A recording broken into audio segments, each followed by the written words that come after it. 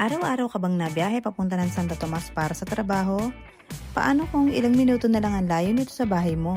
Kung nagtatrabaho ka sa Santo Tomas, Batangas o sa mga kalapit na industrial parks, alam mo kung gaano kahalaga ang oras. Less time sa biyahe and more time sa pamilya. Kung plano mo nang kumuha ng sariling bahay, baka ito na ang chance mo. Welcome po sa Mercedes Homes located in Barangay San Isidro Norte, Santo Tomas, Batangas. Ito po ang ating Sabina Townhouse na may typical lot area na 40 square meters and floor area na 70 square meters. Meron na po itong 2 bedrooms and 2 toilet and bath. Lilipatan mo na lang dahil complete turnover na. Kung ikaw ay Pag-ibig member at may 40,000 and above na monthly salary, pwedeng-pwede kang kumuha ng unit dito sa Mercedes Homes dahil very strategic ang location. Malapit ito sa school, hospital, mga commercial establishment, Padre Pio Shrine, at sa National Highway.